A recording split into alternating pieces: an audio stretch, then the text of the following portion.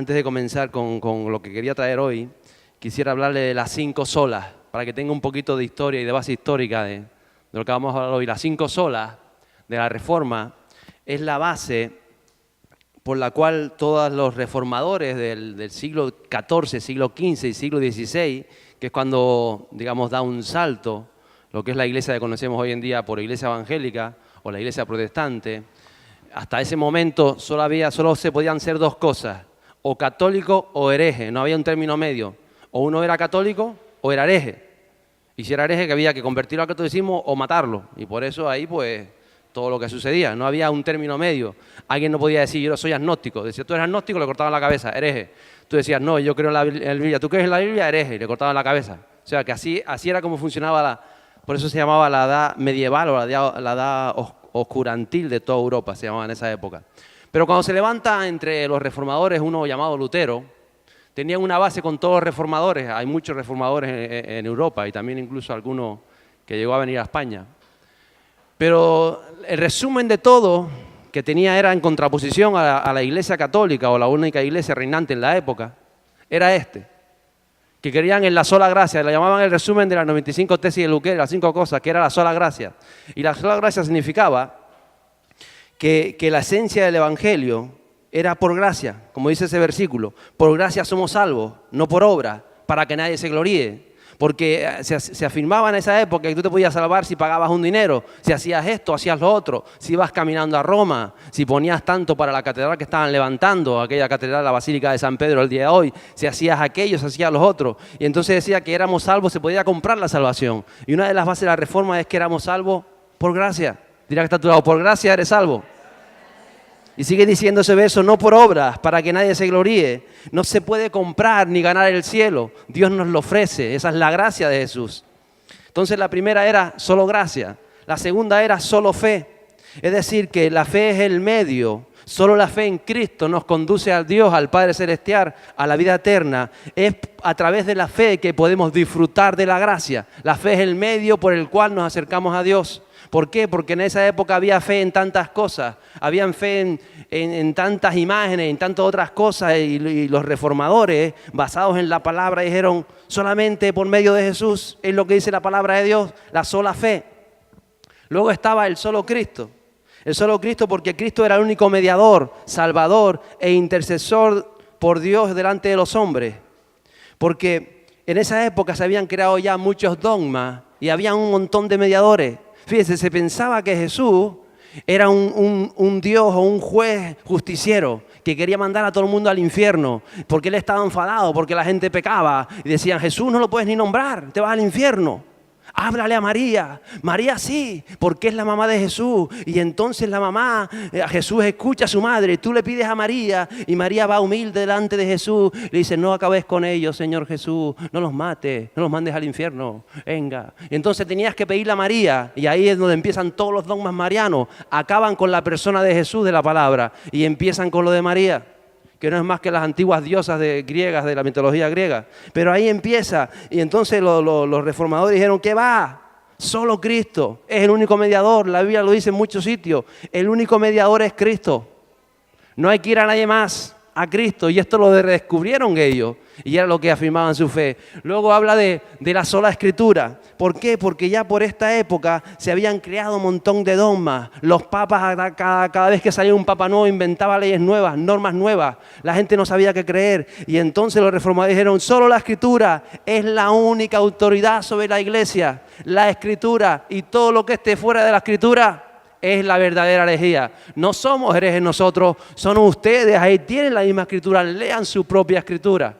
Entonces se basa en la sola Escritura. Y por último, algo que fue maravilloso que ellos descubrieron hace 500 años, era a Dios solo la gloria. Y empezaron con una adoración nueva. Hasta esa época existían los antiguos cantos gregorianos. Y solo podían cantar a capela, sin instrumentos, sin nada. Todo era pecado, todo era lúbrique, toda oscuridad. Y cuando ellos empiezan a leer los salmos, los himnos, todo lo que hay en la palabra de Dios, regeneran la oración por completa. Cuando ellos entienden que hay que orar a Dios en espíritu y en verdad, ellos enfocan todo lo que es la nueva iglesia en la adoración y comienzan nuevos cánticos y empiezan a introducirse instrumentos en la iglesia y las músicas folclóricas forman parte de esa oración genuina que es delante de Dios. Por eso ellos toda la oración le dan al Señor. Y esto quiero que lo sepa. Y se llaman las 5 solas, porque la palabra sola viene del latín y eran las 5 bases que todos tenían en común en la adoración a Dios y en el formar esa nueva iglesia primitiva que estaba resurgiendo. Esto fue hace 500 años. Diga que está a su lado. El otro día. Hace mediodía. Si la palabra de Dios dice que para Cristo, para Dios, un año, un día son como 1000 años, un día son como 1000 años, ¿cuándo fue? Hace mediodía.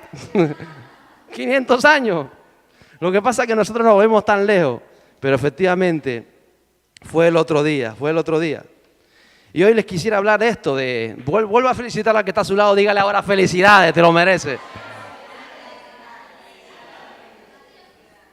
500 años que cumple ya.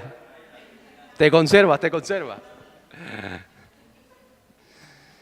Ahora sí ponme el otro título, 500 aniversario.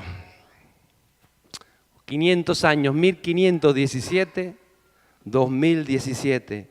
Tal día como hoy estamos celebrando cuando Lutero llega a su iglesia, porque era el sacerdote de esa iglesia, era el padre, porque era católico, porque era católico era hereje, no había otro medio, ¿no?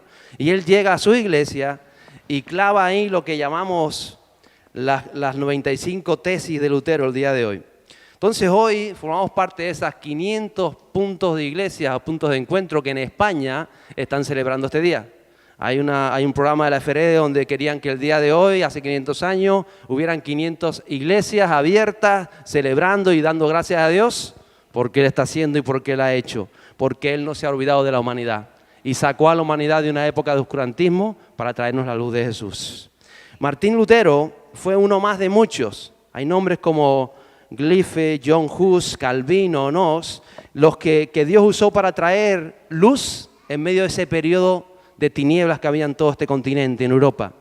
Era hijo de un minero de minas de cobre, que con esfuerzo y disciplina pudo ir a la universidad, estudió leyes, pero cuando estaba estudiando en la universidad, él recibe un llamado de Dios. Lo recibió de una forma muy peculiar. Y él, la única manera que había de acercarse más a Dios era irse a un monasterio. Y entonces él decide dejar su carrera universitaria y se va a un monasterio. Y ahí en ese monasterio es cuando tiene un encuentro con la palabra de Dios. Luego termina su doctorado en la universidad y comienza a dar clases en una universidad, no me acuerdo de qué ciudad alemana, y ahí comienza a dar clases. De todas formas, ¿hay algún creyente que le guste la historia? A mí me encanta la historia. Esto es un libro maravilloso que habla de la historia del protestantismo. Aquí especialmente en el capítulo 2 donde está Lutero. Hoy me volví a leer toda la vida de Lutero y la verdad que es una vida emocionante. Si te metes en el libro llegas hasta a llorar de todo lo que tuvo que vivir este hombre para sacar adelante esa misión que había recibido de Dios y cómo gracias a este hombre y tantos otros el Evangelio ha llegado hasta nuestros días. No solamente eso, cómo el nuevo lenguaje reformador cambia toda la sociedad europea, sienta las bases de la democracia de que estamos disfrutando hoy, de la democracia de tantos sitios, la persona de la mujer, quién era la mujer en la época medieval antes de la Reforma y quién empieza a ser la mujer después de la Reforma. Los reformadores y todo lo que ellos a través del Espíritu Santo hicieron marcan la sociedad del día de hoy. Así que recomiendo, si te gusta la historia y eres creyente, deberías tener los 3 tomos que hay de los grandes hombres que cambiaron la historia en el nombre de Jesús. Y el segundo libro, habla de los generales de Dios, de Lutero, por ejemplo, y de esos otros que he nombrado. Entonces Lutero tiene un encuentro en el monasterio con la Biblia. ¿Por qué en el monasterio? Porque la palabra de Dios solo podía ser escrita en latín. Estaba reservada a los clérigos. Era el latín antiguo. Decían que era el lenguaje culto y no se podía traducir en la Biblia a ningún otro idioma que no fuera el latín. Entonces nadie podía leer la Biblia, salvo que supiera latín. Y Lutero va al monasterio, estaba años ahí encima, escoge una una rama del catolicismo donde los monjes casi ni comían, pasaban horas de penitencia, por la noche hacían oraciones, ayuno. Tú a punto de morir de desnutrición porque ellos tenían que golpear su cuerpo y, digamos, abandonar el cuerpo para estar más cerca de Jesús, es lo que pensaban. Pero en medio de todo eso, él tiene ese encuentro precisamente con la palabra de Dios, con la Biblia. Y él va, como digo, a esa iglesia católica del cual era sacerdote, en la ciudad, lo apunté por aquí, bueno, no me acuerdo, de Westminster o algo así, de Windsor. Y él clava en la puerta, alguien se lo sabe mejor que yo, las 95 frases que él, porque la puerta en esa época era el tablón de anuncios. No había internet, no había eso. Las puertas de la iglesia eran como el tablón de anuncios. Entonces tú llegabas a la iglesia y ponías lo que querías escribir, que la gente se enterara. Y como todo el mundo iba a misa, todo el mundo iba a la iglesia, se enteraba de lo que querías poner. Y él pone esas 95 frases, conocidas ahora por tesis, que comienzan así. Él comienza con esta frase: por amor a la verdad y con el deseo de sacarla a la luz, se discutirán las siguientes proposiciones bajo la presidencia del reverendo padre Martín Lutero, maestro en arte y en sagrada teología, y profesor ordinario en este lugar. Se ruega a todos los que no puedan estar presentes, que puedan discutir oralmente con nosotros, puedan hacerlo a través de carta. Y él pone los 95 frases de las que él quiere hablar, o discutir, o dialogar, que no se estaban haciendo y que él entiende que va a hablar de ellas. Y eso, a partir de ese momento, lo que llamamos la Reforma Protestante. Pero verdaderamente fue mucho más que una reforma. Fue un encuentro con algo que se había perdido. Se había perdido la palabra de Dios. O se había guardado en los monasterios. Se había escrito en latín para que no lo entendieran. Y la palabra de Dios estaba ahí en los monasterios, ni siquiera los monjes tenían uso de ella. Pero cuando Lutero llega y comienza a investigar y comienza a leer la palabra, en el monasterio donde él estaba, la palabra permanecía encadenada a una pared. Y tenías que ir y estar de pie para poder leerla en latín. Y él se pasaba horas, cada vez que iba a la pared, abría la palabra, porque era algo tan sagrado para ellos que debía ser así. Y él, a medida que va leyendo, comienza a encontrar eso que había perdido la iglesia. Mire, la iglesia en Europa, en la época medieval, fue una iglesia completamente oscura, en tinieblas. Había pobreza, había oscurantismo. La iglesia de la época, podemos decir, que ocultó la palabra de Dios, porque sabe que uno de los grandes males de las tinieblas es la ignorancia, ¿sabe? Dice que el padre de la ignorancia es el mismo Satanás, la ignorancia.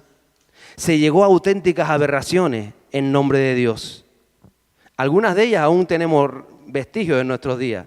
Se cobraban indulgencias. Por ejemplo, si a alguien le nacía el niño nacía muerto, que era ocasión en la época que el niño nacía muerto, le decían: tu niño está en el infierno, tu niño se está quemando porque no fue bautizado. Pero si pagas, yo oro para sacarlo del purgatorio, para sacarlo del infierno. Yo hago esto. Si pagas. Y se había vuelto eso cada vez más, cada vez más. A la gente la atemorizaban. Y tu padre no estará en el infierno, y tu madre no estará en el infierno, que se murieron. Pero si tú donas cuando tú te mueras tu castillo, nosotros se lo decimos a los monjes y los monjes se pondrán a rezar para sacar esa alma del infierno. Y era todo así. Era todo este tipo de cosas. Había un mercado de reliquias. Fíjese, se negociaba con el prepucio de Jesús. Cuando Jesús al 8º día le cortaron el prepucio dice alguien que lo tomó y se negociaba con ellos. Y decían: si quieres sanarte y miras el prepucio de Jesús, te vas a sanar, pero paga, yo te lo enseño. Lo tenían guardado. Y se pagaba por la uña de San Pablo y por el dedo de Santa Bárbara y por no sé cuánto. Y todo era un mercado de reliquias que se compraban y se vendían de unos a otros. Todo eso estaba reinando en aquella época. Los nobles consagraban a uno de sus hijos al sacerdocio, no porque tuvieran un llamado de Dios, sino porque si tenías un hijo en el sacerdocio, disfrutabas de ciertos privilegios, te ahorrabas impuestos, tenías una posición social, económica, y por eso existían las concubinas de los sacerdotes. Además decían: no hace falta que te cases, el sacerdote no se puede casar, pero tendrá todas las concubinas que quieras, te irán a visitar, las pagarás. Todo eso se había convertido en la iglesia. Todo eso estaba viviéndose por años atrás. Las orgías y los abusos del Papa de Roma eran bestiales. No sé si usted llegó a ver la serie de los Borgia. Se mataban unos papas a otros, habían rencillas. Aquello era, ya sabe. llegaron a controlar las monarquías europeas desde el Vaticano. Cuando un rey moría y se ponía otro rey en un estado, el Papa decía, si no me pagas tanto, no lo reconozco. Y si el Papa no lo reconoce, no es un rey del cristiano. Y tenían que hipotecar las coronas, los imperios, para dar grandes sumas para que el Papa decía, te reconozco como rey. Aquello se había vuelto peor que la época de Jesús con los fariseos. ¿Recuerda que Jesús vino a condenar todo aquello de los fariseos? Algo mucho peor. Y cuando se enseñaba eso, que Jesús estaba enfadado con la humanidad, que era un Dios justiciero, que nadie le pidiera nada a Jesús, porque Jesús era demasiado santo para acercarse al hombre. Y ya les digo, empezaron todos los tomas marianos, vayan a la Virgen, que la Virgen intercede por ustedes, vayan a la Virgen, que la Virgen hace esto.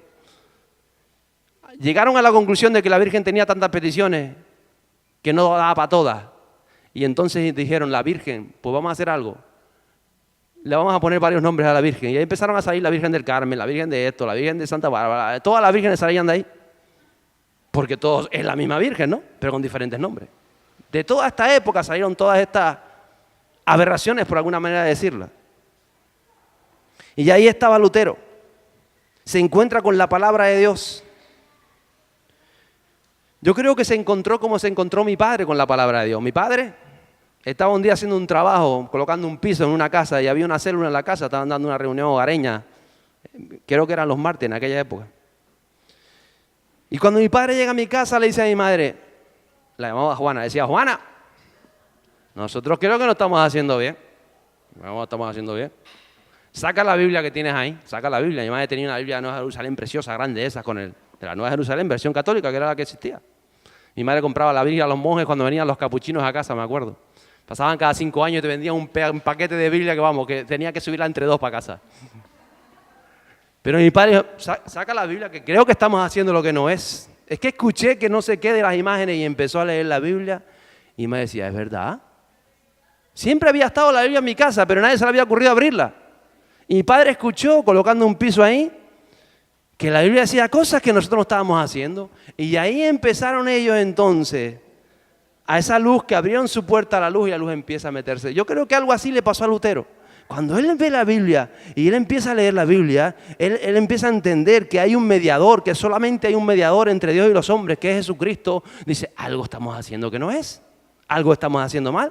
Y cuando él comienza a leer esa epístola de Gálatas y de Romanos, donde dice, somos salvos por fe y por la gracia del Hijo de Dios, dice, ¿cómo? ¿Que no podemos comprar el cielo? Le estamos enseñando a los señores, a los grandes reyes, que hagan lo que les dé la gana, que al final paguen, que nosotros lo sacamos. ¿Cómo es eso? Y él empieza a pensar, y si tenemos la capacidad de sacar a las personas del purgatorio, sacarlas del infierno, ¿por qué tendremos que cobrarles para sacarlas? Saquémoslas directamente. ¿No hay misericordia de Dios en esto? Y entonces este hombre comienza a reflexionar y a abrir su corazón a la palabra de Dios. Y lo que él mismo pensó que era una reforma, no llegó a ser una reforma verdaderamente. Fue una revolución espiritual completa. Una revolución espiritual. Dice la palabra de Dios, el capítulo 6 del libro de Efesios, verso 12. Porque nuestra lucha no es contra sangre y carne, sino contra principados, contra potestades, contra los poderes de este mundo de tinieblas, contra las huestes espirituales de maldad en las regiones celestiales. Mire, las tinieblas no se pueden reformar. ¿Usted puede reformar las tinieblas? A las tinieblas solo se pueden vencer llevándole la luz. Cuando usted entra en luz, las tinieblas dejan de ser. Yo no puedo reformar mi corazón. Yo tengo que permitir que la luz del Evangelio entre, porque en cuanto entre, ya comienzo a ver diferente, ya comienzo a vivir diferente. No tengo que reformarme, tengo que creer, tengo que recibir esa luz. Entonces, él entendió esto, que para que deje de haber tinieblas, no es una confrontación física. No es necesario que yo te agarre por el cuello, confiesa que Cristo es Dios. No, confiesa, no. Simplemente te alumbro. Y si tú lo deseas, tú abres tu corazón y la luz del Señor entra a tu vida y comienzas a ver el Evangelio tal y como nos fue enviado por el Señor Jesucristo. Es la luz, es la luz. Y eso es lo que quería hacer él. Eso es lo que quiso hacer siempre Lutero. Por eso él fue como católico, como cura, como padre, y él sí intentó reformar todo aquel englomerado. Él le llamó a su sacerdote, al arzobispo: miren, he descubierto que nos estamos equivocando, hay que reformar esto, hay que cambiar lo otro. Miren, está aquí escrito, no es lo que dice este, no es lo que dice el otro. Y empezó a correr ese nuevo mensaje por todo el centro norte europeo. Ahí estaba el mismo emperador, Carlos I de España, el Grande, o V de Alemania, ese primer emperador casi recién conquistada o colonizada o descubierta en alguna manera las Américas, quiso escuchar a Lutero. Lutero se puso tan contento porque si el emperador me escucha, el emperador reconocerá la verdad y el emperador sabrá, porque ama a Dios, porque es un buscador de Dios, que las cosas son como la palabra de Dios enseñó. Y cuando él llega a esa reunión con el emperador Carlos I y con los ecuaces del Papa y se sienta allí, cuando él ya va a lanzar la palabra para decir, esto es, está en la palabra de Dios, el emperador le dice, todo lo que has escrito, y le presentó todos los libros y lo que había escrito, ¿rechazas eso o no lo rechazas? Y dice, mi emperador, ¿sabe usted que lo rechazas o no lo rechazas? No quería escucharlo, no quería oírlo. Tuvo la oportunidad de cambiar la historia de la humanidad ese hombre. ¿Y sabe lo que hace? Condena a Lutero. El Papa hace lo mismo, no queremos saber nada de eso, lo condenamos. No nos va a romper el kiosco ahora, con los años que ha costado montarlo. Y comienza entonces él, cuando entiende que no puede reformar nada, entonces se retira y comienza.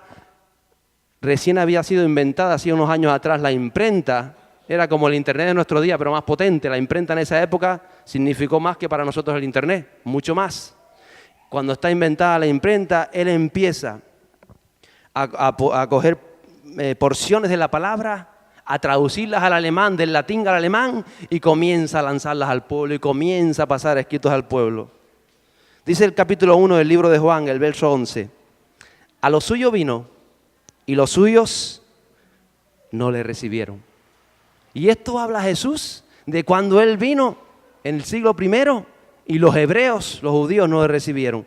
Pero ahora, hace 500 años, pasó exactamente lo mismo. Se reencuentra uno con el mensaje de la palabra de Dios. Y lo primero que hace cuando lo reencuentra es ir a los creyentes, a los que nos llamamos cristianos. Y le dice, miren, pero a lo suyo vino y los suyos no le recibieron. Sin embargo, dice el verso 12, pero a todos los que le recibieron, les dio el derecho de llegar a ser hijos de Dios, es decir, a los que creen en su nombre. Si usted cree en su nombre, tiene el derecho de llamarse hijo de Dios. ¿Lo cree o no lo cree? Diga, soy un hijo del Dios verdadero, porque creo en su nombre, creo en su nombre, en su nombre, en su nombre.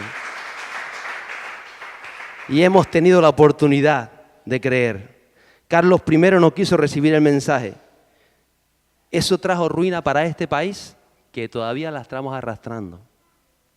Eso llevó una ruina a América, llevó el asesinato a América, llevó todo lo que llevó a América, porque este hombre, cuando tuvo la oportunidad de recibir a Jesús, no quiso hacerlo. Eso llevó a lo que dice la palabra de Dios. La descendencia de Carlos I fue erradicada de la tierra. Era de la dinastía de los Austria o de los Habsburgos, que desaparecieron. Por eso ahora tenemos a Felipe VI, que es Borbón, de la dinastía borbona, nada que ver con los austriacos. Pero en aquella época, cuando uno rechaza la palabra de Dios, tarde o temprano la ruina cae sobre él y cae sobre su familia. Por eso es tan importante permitir que la luz de Jesús venga a nuestras vidas. Es que esto no es un juego, no es un juego. Creemos que a veces es un juego, pero no es un juego, no es un juego. Trae ruina, trae frustración. Lo que sucedió en tiempos de Lutero fue un enfrentamiento espiritual tremendo entre las tinieblas que habitaban en toda Europa a través de este tipo de iglesia que se llamaba, contra la luz que empezaba a resurgir. Pero era una lucha espiritual entre las tinieblas o la luz. Y es la misma lucha que hoy está reinando entre las tinieblas o la luz. Y sabe, en esta lucha nadie permanece neutral. Si usted dice, yo no me meto, yo permanezco neutral, automáticamente la Biblia dice, en neutral no hay nadie. O estás conmigo o estás contra mí. O eres luz o eres tiniebla. No, yo no soy nada. Tiniebla entonces. Y a veces no somos conscientes de esto. Estamos inmersos en una lucha espiritual, por eso están tantos problemas en los matrimonios, en la vida, en los trabajos, en la sociedad. Es una lucha espiritual y tenemos que definirnos en qué reino queremos habitar y cohabitar, en el de la luz o en el de las tinieblas. Y este hombre, hace 500 años, lo entendió de alguna manera. Cuando Lutero es consciente de la palabra, del mensaje, del poder del evangelio, y cuando él va a sus superiores y le dice, ¿qué estamos haciendo? ¿Qué estamos haciendo? ¿Por qué tenemos este mensaje de Cristo escondido? Y lo intentaron de convencer porque las multitudes no entienden, porque las masas no saben. Dice que en ese momento él entendió el mensaje de Cristo y decía, pero si el mensaje de Cristo fue a las multitudes, si Jesús se sentaba a las plazas y hablaba, si hablaba en el idioma que lo entendieran, ¿por qué nosotros lo ocultamos? Automáticamente se sentenció su excomunión de la iglesia reinante. Es más, en algunas plazas, como no lo pudieron coger, hacían imágenes de él y lo quemaban diciendo, ese es Lutero, así ardan en el infierno. Por querer llevar la palabra de Dios a una sociedad perdida, por querer seguir el mensaje del evangelio. Ya les digo, él comenzó públicamente a dar tratados traducidos del Nuevo Testamento a las personas. Y dice que hacían fiestas cuando llegaba una porción de la palabra escrita en el alemán de su época. La gente brincaba, la gente cogía un trozo del Evangelio de Juan y lo compartía. Decían, las palabras de Jesús en nuestro idioma, las palabras de Jesús en nuestro idioma. Aquí era una fiesta y se compartían y se juntaban a escuchar porciones del libro de Juan.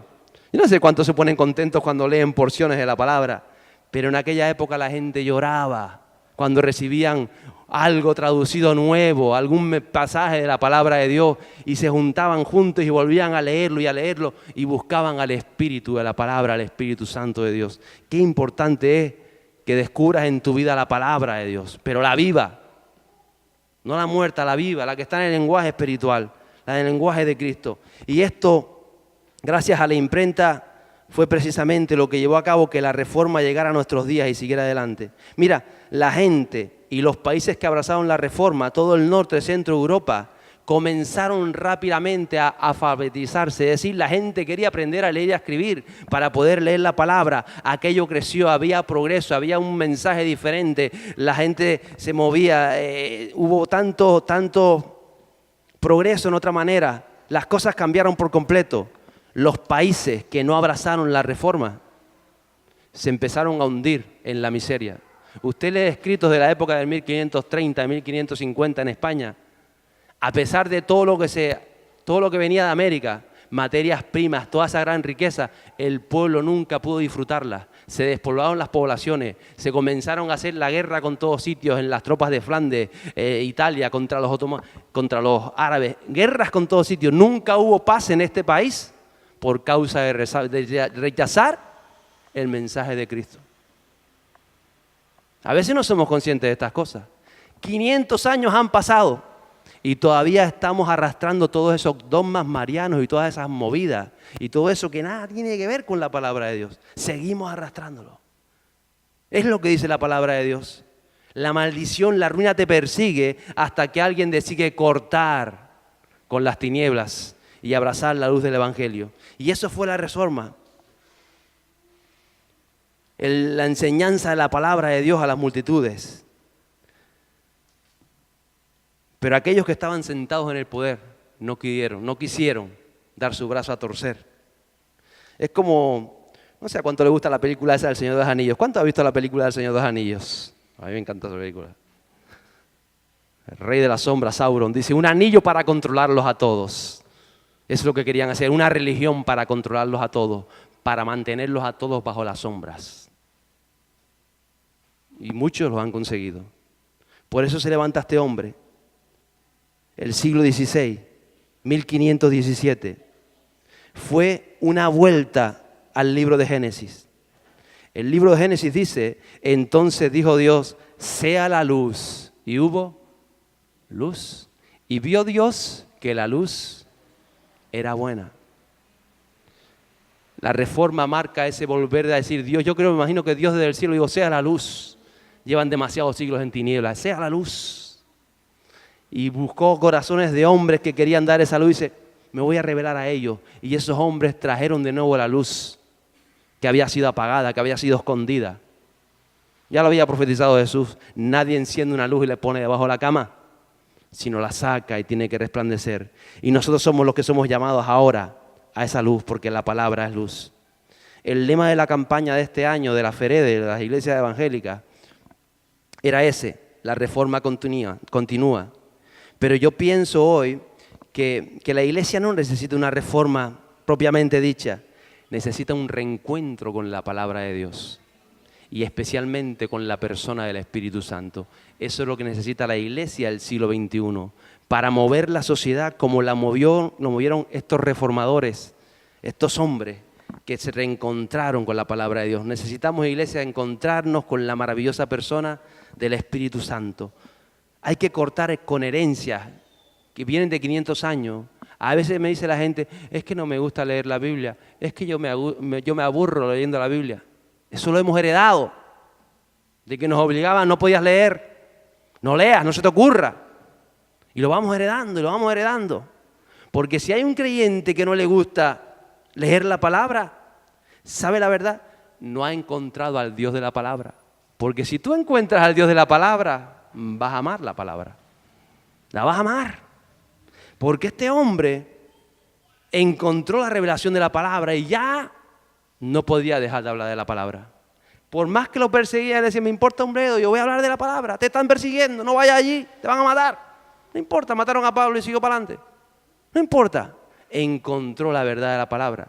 Y a veces nos falta encontrar esta verdad en la palabra de Dios. Y amar la palabra. Y encontrar el espíritu de la palabra. Necesitamos, han pasado 500 años y la verdad que muchas cosas no han cambiado. Hay que atesorar la palabra. Hombres y mujeres, matrimonios. Este hombre llegó a casarse. Este hombre escribe unas cosas acerca de los matrimonios que si los matrimonios del día de hoy, 500 años después, se los aplicaran, no habría tanto divorcio. Y él habla de la relación con la esposa, los 6 hijos que tuvo y cómo el ministerio y la esposa y todo lo que estaba viviendo. Este hombre tiene mucho que enseñar, 500 años han pasado y todavía nos enseña que cuando uno permanece en Cristo y cuando uno es luz, aunque su vida pase, la labor que has empezado, alguien la va a continuar. Y la estamos continuando en el nombre del Señor Jesús. Yo creo que en este siglo XXI en que habitamos necesitamos hombres y mujeres, matrimonios, que luchen verdaderamente contra la comunidad, contra la conformidad, contra las sombras que ciernen la familia, los hogares. Necesitamos levantarnos con esa presencia del Espíritu Santo de Dios. Necesitamos luteros que reflejen la luz y la verdad de Cristo para que saquemos a este país de la sombra y de las tinieblas en que lleva demasiados siglos habitando. Y yo no sé si hay hombres o mujeres de estos aquí. ¿Habrá hombres aquí de estos? ¿Habrá hombres aquí de estos? ¿Seguro? ¿Y mujeres? La esposa de Lutero fue una monja que también dejó los hábitos cuando recibió la palabra, la luz del Evangelio. Y él habla tanto de su esposa en sus escritos, de esa mujer sabia que supo llegar donde él no podía llegar, que las virtudes que él le faltaban, cómo llega el orden a su casa, cómo llega el orden a las cosas, cómo tanto que la alaba. Qué importante es el matrimonio cristiano. Zacarías escribiría lo siguiente. Continuó él y me dijo, esta es la palabra del Señor a Zorobabel, no por el poder de la espada, ni por la fuerza, sino por mi Espíritu Santo, dice el Señor de los ejércitos. Y creo que es el mismo mensaje que llegó hace 500 años. Muchos aprovecharon las nuevas enseñanzas reformistas para hacer una guerra política. Cuando Lutero se entera e intenta mediar, porque él sabía que no necesitábamos las luchas, no necesitábamos el derramamiento de sangre, necesitamos el poder del Espíritu Santo, necesitamos la palabra.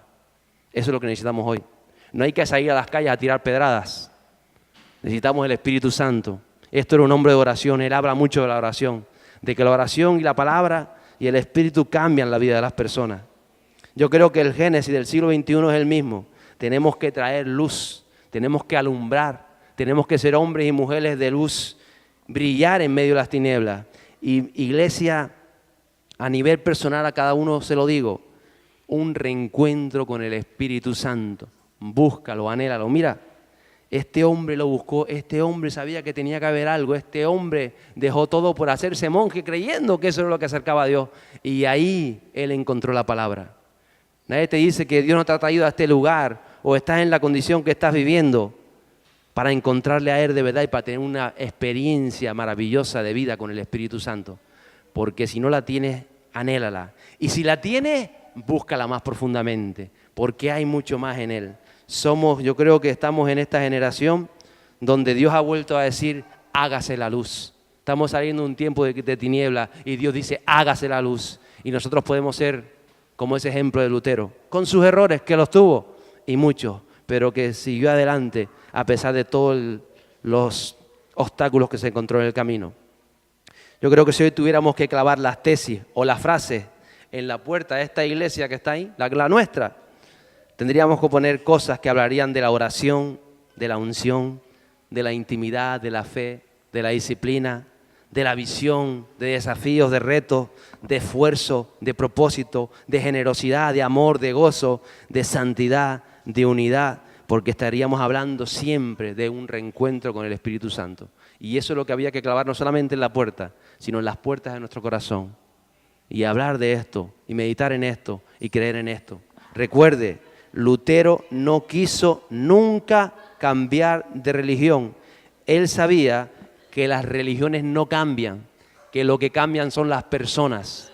Las religiones atan al hombre, pero las personas son transformadas por la luz del Evangelio. Eso es lo que quiso cambiar él, el corazón de las personas. Él tuvo esa carga por las almas, la tuvo. Parte de sus escritos hablan de esa carga que tenía por las almas. Y cambian las personas cuando abrimos nuestro corazón, nuestra alma y nos rendimos a Él. La luz siempre está preparada. Podemos ser como Carlos I y rechazarla, o podemos ser como Lutero y recibirla. Ambos marcaron la historia, uno para bien y para bendición, y el otro para maldición y ruina de los de su casa y los de su tierra. Yo quiero ser de aquellos que alumbren con la luz de Jesús. ¿Usted quiere serlo? Levántese en pie conmigo hoy, póngase en pie. Hay una revolución espiritual.